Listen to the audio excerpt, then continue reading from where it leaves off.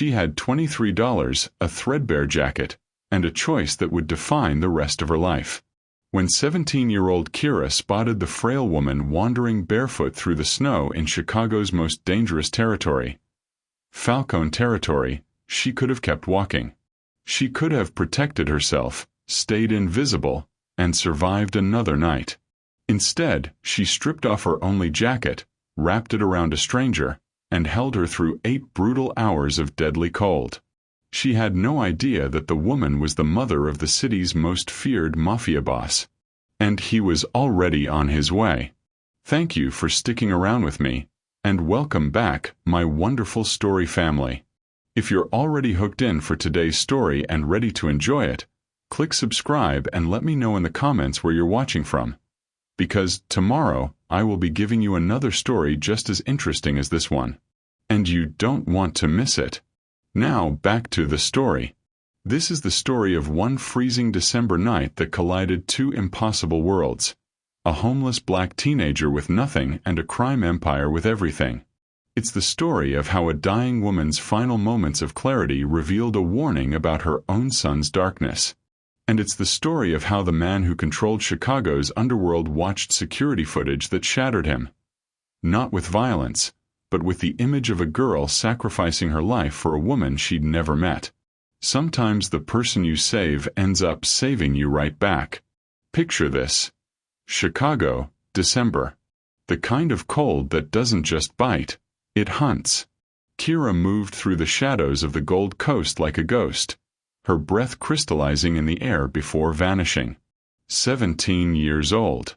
Alone since the system spit her out 8 months ago. $23 folded tight in her sock, the only barrier between her and complete destitution. She knew the rules of these streets. Don't run. Don't make eye contact. Don't exist. Especially here. This was Falcone territory, where the mansions gleamed like frozen castles and security cameras tracked every heartbeat. A wealthy neighborhood. A mafia neighborhood. And she was a homeless black teenager with no ID and no alibi. One wrong move, one suspicious call, and she'd vanish into a system far worse than foster care.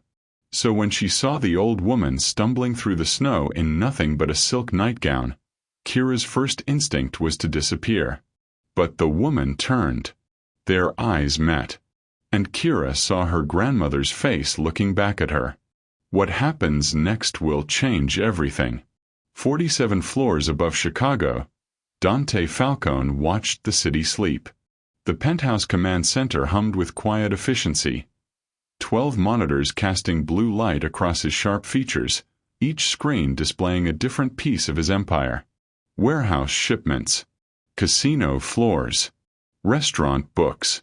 The steady pulse of money flowing through veins he'd spent 20 years building. He stood at the floor-to-ceiling windows, a crystal glass of bourbon untouched in his hand. His tailored charcoal suit worth more than most families earned in a month. At 44, Dante Falcone had everything a man could want. Private jets. Politicians in his pocket. A reputation that made powerful men stammer and look away. And absolutely no one to share it with. His reflection stared back at him. Dark eyes that had long ago learned to hide everything, silver threading through black hair at his temples, a jaw that could have been carved from the same marble that lined his floors. The face of a man who controlled everything. Almost everything.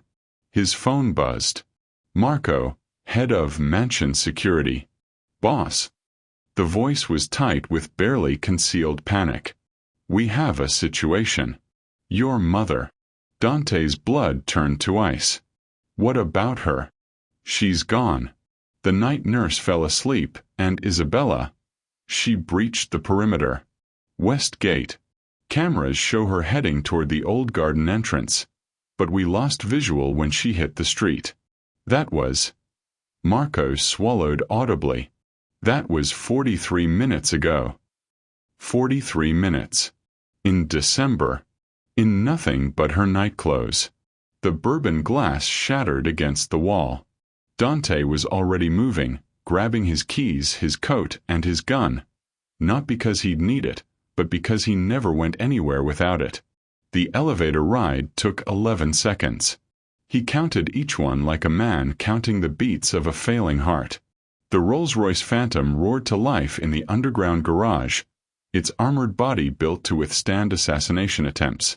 Tonight, it carried a man desperate to outrun something no amount of bulletproof glass could stop.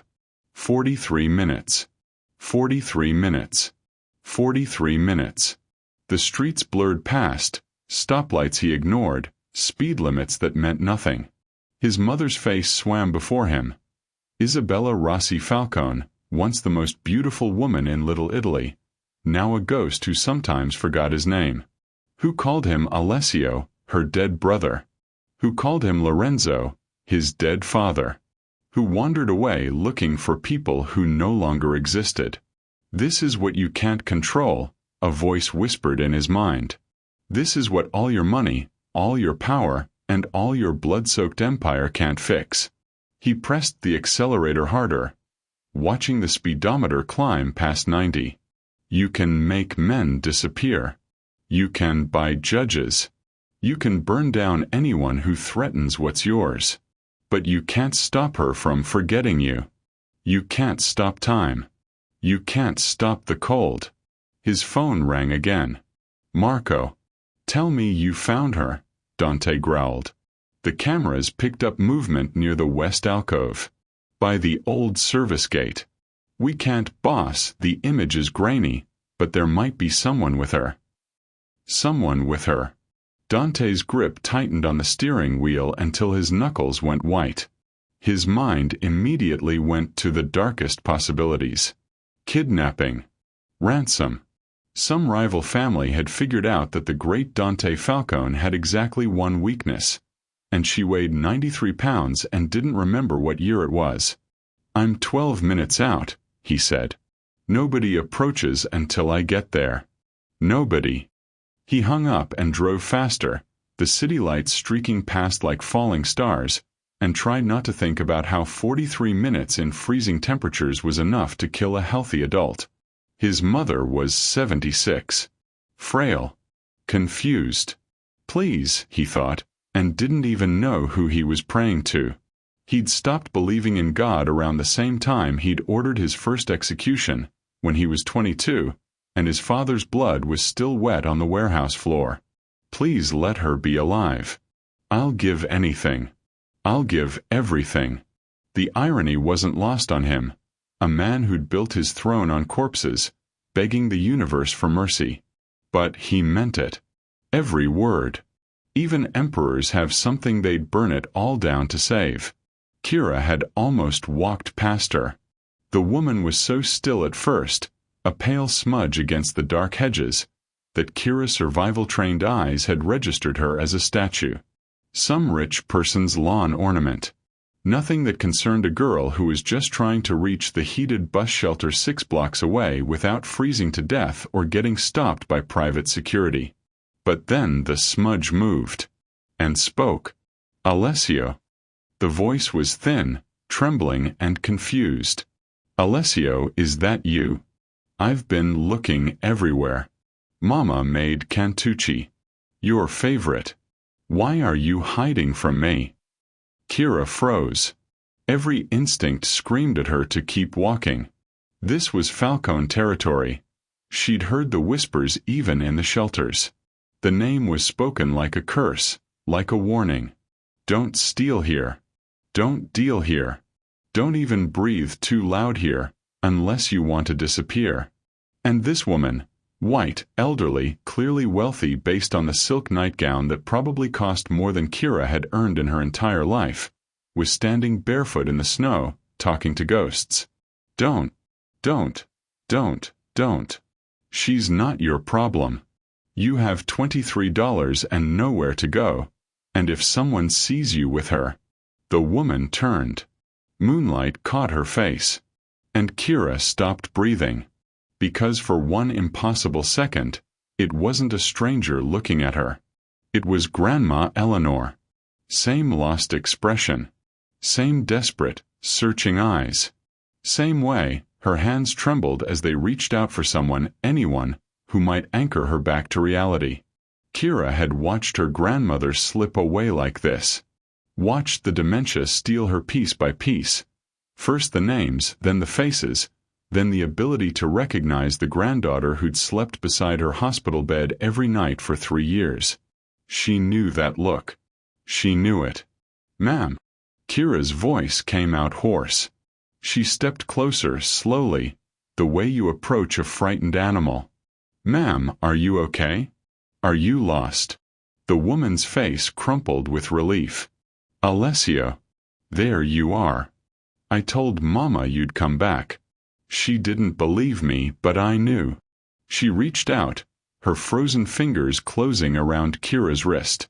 "You're so cold, tesoro. Come inside. Come inside, and I'll make you some tea." She thinks I'm someone else. She thinks. Kira's mind raced. The smart thing to do would be to call 911. Report a confused elderly woman wandering the streets.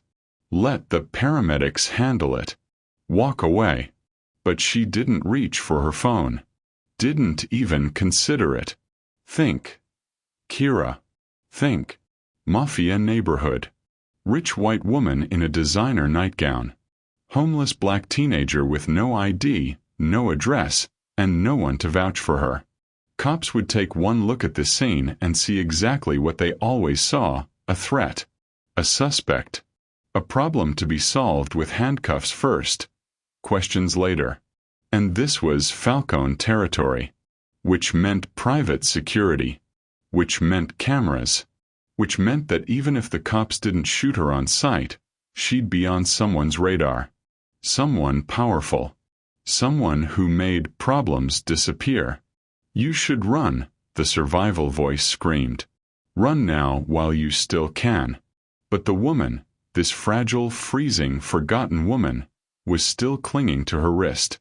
Still looking at her with eyes that held so much hope, so much desperate need. "Lorenzo." The woman whispered now, the name changing. "No. No, you're not Lorenzo. Lorenzo is." Her face contorted with sudden, heartbreaking clarity. "Lorenzo is dead. My son. Where is my son? Where is Dante? Dante." The name hit Kira like a physical blow. Dante. Dante Falcone. This was his mother. Oh God. Oh God, oh God, oh God.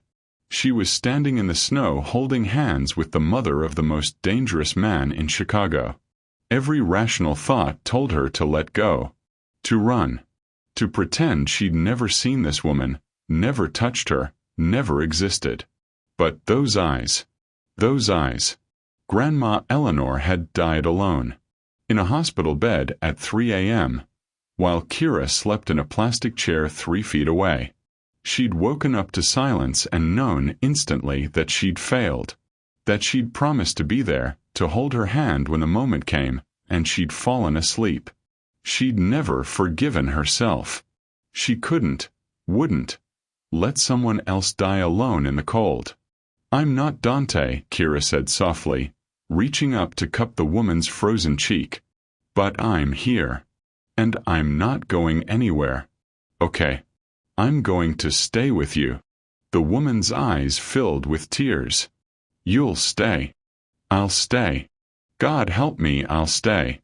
Kira moved quickly after that, her mind shifting into survival mode. She'd spent 3 years on the streets. She knew how to find shelter where there was none, how to squeeze warmth from the smallest sources. The mansion's perimeter wall curved inward near the west service gate, creating a recessed alcove partially hidden from the street. More importantly, there was a heating vent built into the base of the wall, probably for some underground system, that exhaled faint whispers of warm air. It wasn't much, but it was something. "Come on," Kira murmured, guiding the woman, Isabella, she'd said her name was Isabella, toward the alcove. "Come on, we're going to sit down right here, okay? Right here."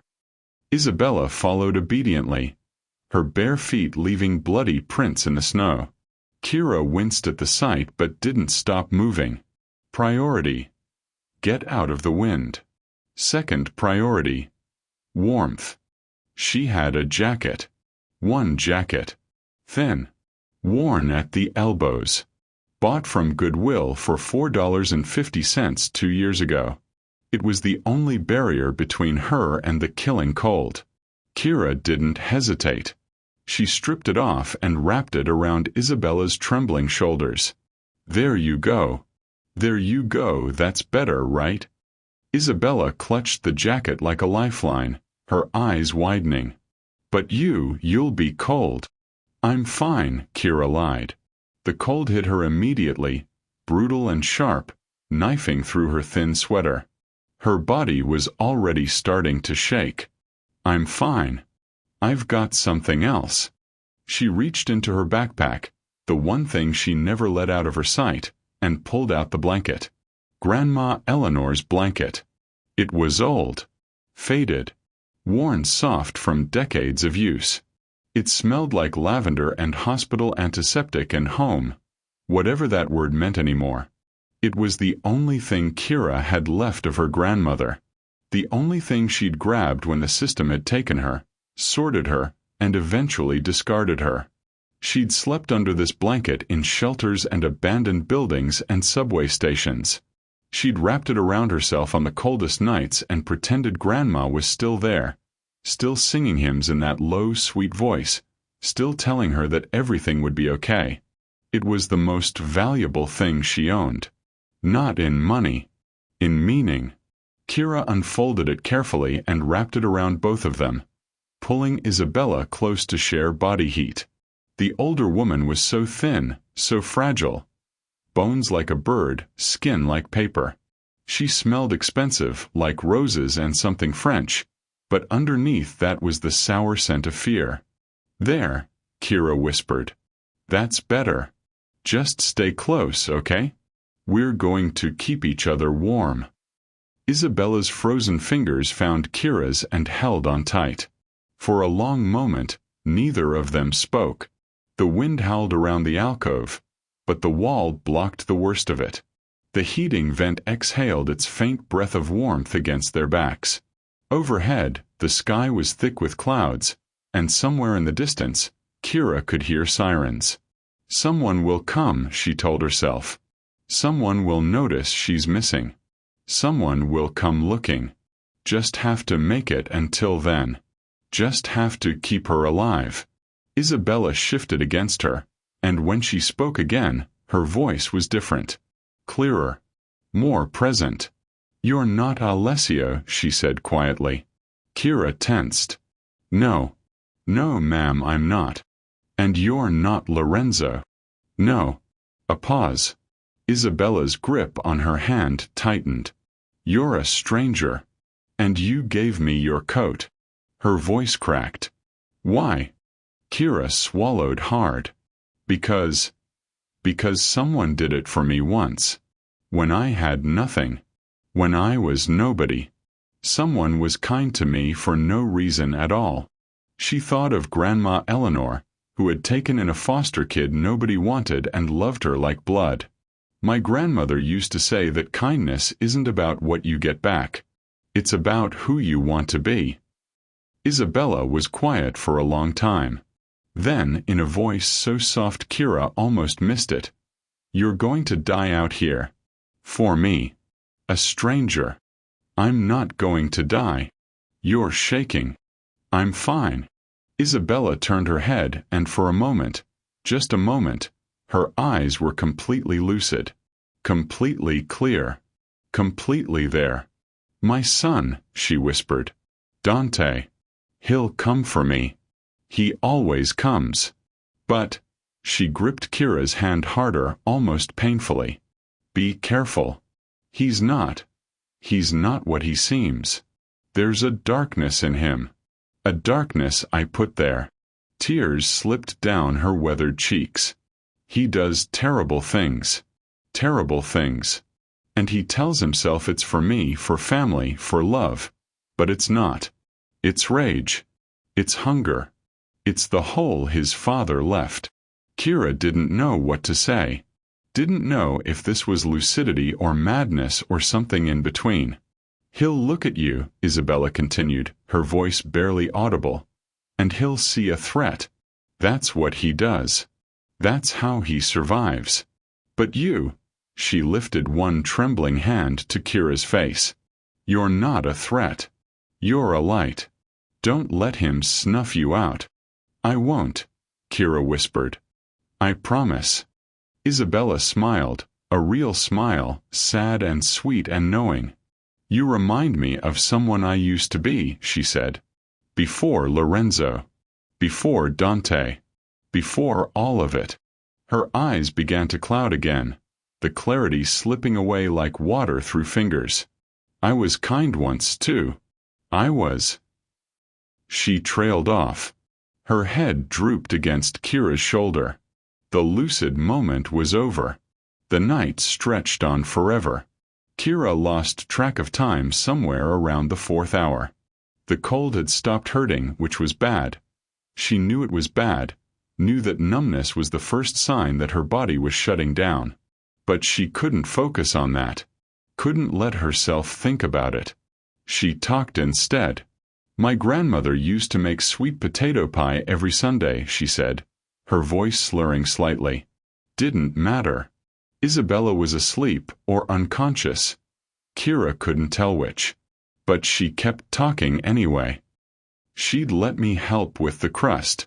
I'd always make a mess and get flour everywhere, but she never got mad. She'd just laugh and call me her little hurricane. Keep talking.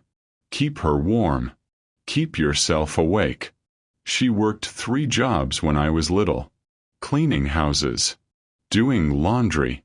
Cooking for rich families who never learned her name. But she always came home singing. Always. Kira's teeth were chattering so hard she could barely form words. She used to say that poor doesn't mean empty. That you can have nothing and still have everything if you have someone who loves you. Isabella stirred slightly against her. Kira pulled the blanket tighter around them both. I miss her, she whispered. I miss her so much it feels like dying. But I made her a promise. Before she went. I promised I'd stay kind. I promised I wouldn't let this world make me hard. The snow began to fall. Soft at first, then heavier. White flakes drifting down like ash, settling on the blanket, on Kira's hair, on Isabella's pale face. This is it, Kira thought distantly. This is how it ends. Funny. I always thought I'd die alone. But she wasn't alone. Isabella's hand was still clasped in hers, still holding on. I stayed kind, Grandma, Kira murmured, her eyes drifting closed. I hope you're proud of me. I hope wherever you are you can see. I stayed kind. The snow kept falling. And somewhere in the distance, growing closer, came the sound of an engine. Dante saw them from 30 feet away, and his heart stopped. The Rolls-Royce barely came to a complete stop before he was out of it. His shoes slipping on the icy pavement, his breath crystallizing in sharp bursts as he sprinted toward the alcove. His mother, slumped against the wall, covered in snow, not moving, and someone else, someone young, dark-skinned, wrapped around Isabella like a shield, like a cocoon, holding her in a tattered blanket that looked older than both of them. Dante's vision went red. Get away from her. He grabbed the stranger, a girl he realized, a teenager, by the collar and hauled her backward. She was limp, barely conscious, her eyes fluttering open to reveal pupils blown wide with shock or cold or both. What did you do to her? Dante snarled, his face inches from hers. What the hell did you do to my mother? The girl's lips moved, but no sound came out. She was shaking violently, her skin ice-cold even through her thin sweater. Wait. Thin sweater. Dante's gaze dropped to his mother. Isabella was wearing a jacket, a cheap, worn jacket that clearly didn't belong to her. And underneath the snow-covered blanket, the girl had nothing. No coat. No gloves. No protection at all. Boss. Marco's voice came from behind him, urgent. Boss, we need to get them both to the hospital. No. They're hypothermic. Both of them. Dante stared at the girl in his grip. She couldn't be more than 17, 18 at most. Homeless, clearly. Starving, probably. The kind of person his organization usually ignored unless they became a problem. And she was looking at him with something that wasn't fear. Wasn't anger. Wasn't anything he recognized. It was acceptance. Like she'd already made peace with whatever he was going to do to her. "Who are you?" he demanded. Her voice came out as a cracked whisper. "Nobody. I'm nobody. Why were you with my mother?"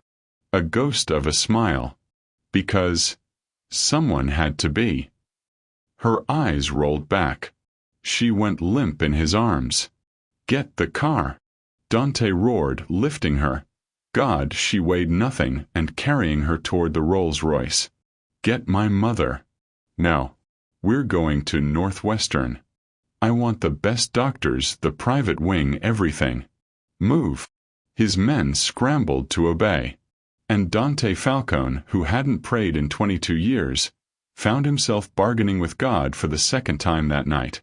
Let them live. Both of them. Please. The hospital room was too bright, too white, and too sterile. Dante sat in a plastic chair that cost less than his watch, watching his mother sleep. She was stable. Hypothermic, dehydrated, and confused, but stable. The doctors said she was lucky. Another hour in the cold, and her heart would have stopped. Lucky. He kept rolling the word around in his mind like a stone. Mr. Falcone.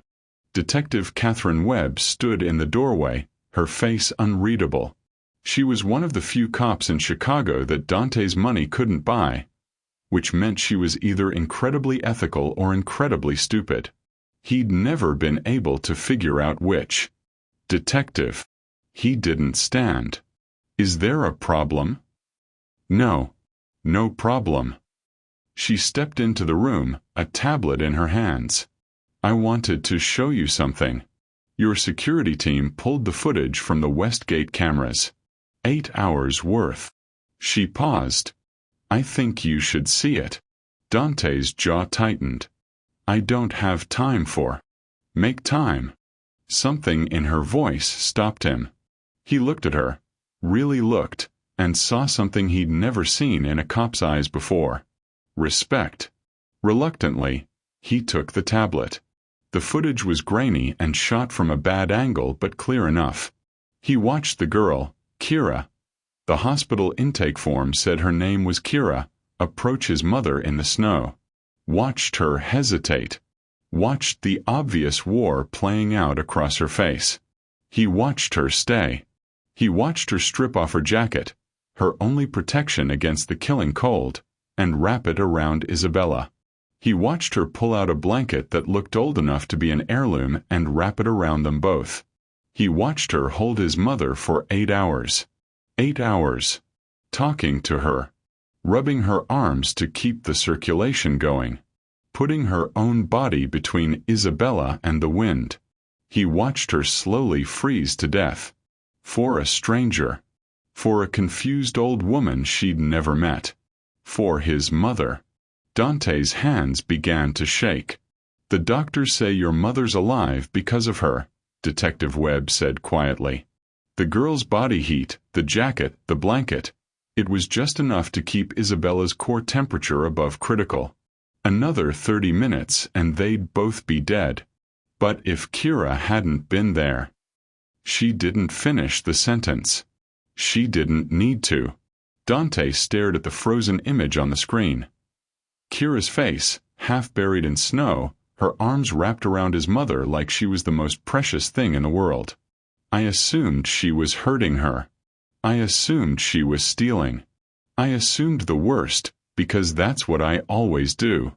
Because that's who I am. The tablet slipped from his fingers. He bent forward, his head dropping into his hands, and for the first time in 22 years, since the night his father died, since the night he became the man he'd never wanted to be, Dante Falcone wept. Not from cold. Not from relief. From shame. 3 days later, Kira woke up. She was warm. That was the first thing she noticed. Warm and clean and lying in a bed that felt like a cloud. For a long, disorienting moment, she thought she was dead, that this was heaven, that Grandma Eleanor was about to walk through the door with sweet potato pie and that low, sweet voice. Then she opened her eyes and saw Dante Falcone sitting beside her bed. She scrambled backward instinctively, her heart slamming against her ribs. He was exactly what she'd imagined. Dark, powerful, and dangerous. The kind of man who could end her with a phone call. Easy. He held up both hands, palms out. A gesture of surrender she'd never expected from someone like him. Easy. I'm not going to hurt you. Your mother. It's fine. Because of you. He leaned forward, his dark eyes intense. The doctors say you almost died out there, Kira. Severe hypothermia. Frostbite on 3 fingers. You were minutes away from cardiac arrest. Kira swallowed hard. Is she really okay? She's asking for you. A faint, incredulous smile crossed his face. She doesn't remember much, but she remembers you. Keeps calling you her angel. Kira didn't know what to say. She looked down at her hands. Bandaged, she noticed, the frostbitten fingers wrapped in clean white gauze. I watched the footage, Dante said quietly. All 8 hours. I saw what you did. He paused. I saw you give her your jacket. Your blanket. I saw you hold her all night, even though you knew it might kill you. She needed help. She was a stranger. Doesn't matter. Kira met his eyes, surprised to find she wasn't afraid anymore. Everyone's a stranger until they're not. Dante stared at her for a long moment. Something shifted in his face. Something cracking, something breaking open. I want to offer you something, he said. Not as payment. I know you didn't do this for money. But, he took a breath and Kira realized with shock that he was nervous. This man, who controlled half of Chicago, was nervous. I have a guest house on my property. It's empty. Has been for years. I want you to live there. Kira blinked. What? Not as a servant. Not as an employee. As. He struggled with the word. Family. You don't know me. I know enough. He leaned forward. I know you had $23 and a blanket and a choice, and you chose to save a stranger. That tells me more about who you are than a background check ever could. I'm nobody. No. Dante's voice was fierce. You're the girl who saved my mother's life. You're the girl who reminded me that. He stopped. Started again. My mother said something to you that night. About my darkness. I know because I heard it on the footage. Kira tensed. She was right, Dante continued quietly. I've done terrible things. Built an empire on blood and fear. And I told myself it was for her, for family, for love. But it was really for me.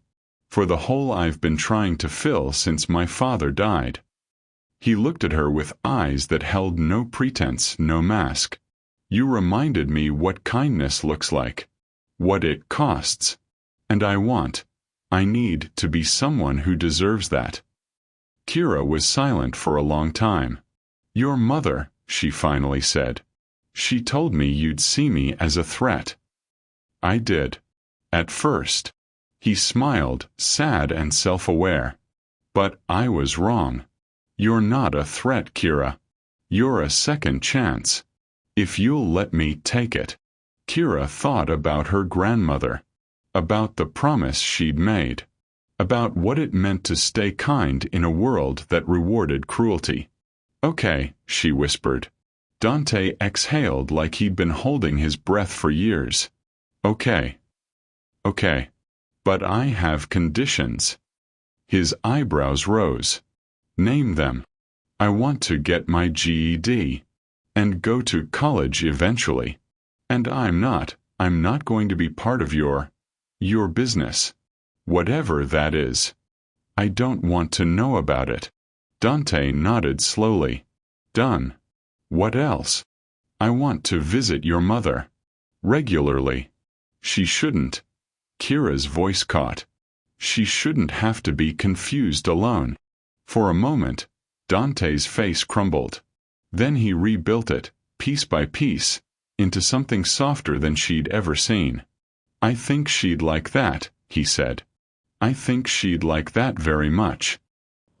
3 years later, the snow fell on a different Chicago. Kira stood in the courtyard of the new community center. The Isabella Rossi Legacy Foundation emblazoned in gold letters above the entrance, and watched the teenagers file in for the evening program. They were like her once.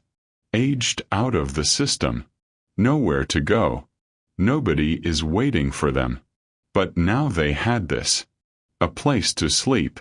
A place to learn. A place to become whoever they wanted to be.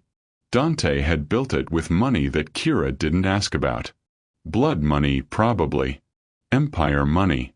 But it was building something good now, and that had to count for something. He'd shifted his business over the past 3 years. Slowly, carefully, the way you disarm a bomb. More legitimate investments.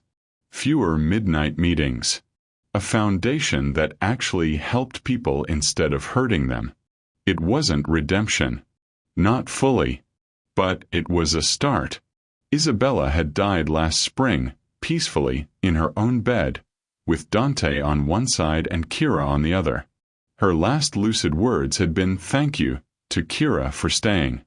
For keeping her promise. For being kind. Now Kira was in her 2nd year of college, studying social work. She spent her weekends at the foundation, mentoring the new kids, telling them the same thing Grandma Eleanor had told her all those years ago. Poor doesn't mean empty. You can have nothing and still have everything.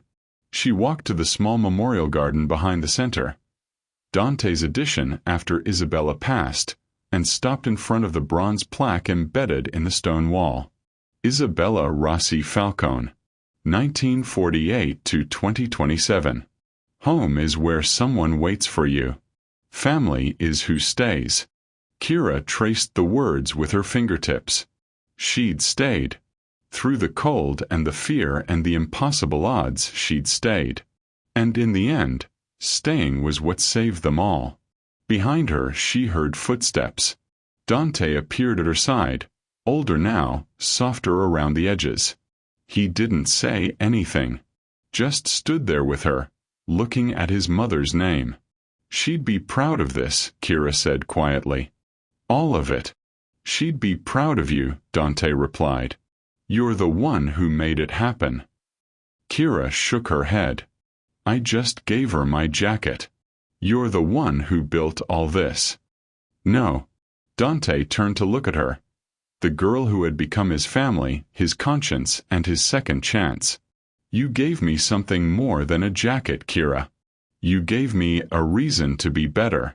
And I'm going to spend the rest of my life trying to deserve it. The snow kept falling, soft and white and clean. And somewhere above them, Kira liked to think, 2 grandmothers were watching. Proud. So proud. If this story touched your heart, hit that like button and subscribe for more inspiring stories. Share it with someone who needs to hear it. And remember, you're never poor if you still have kindness. Thanks for listening.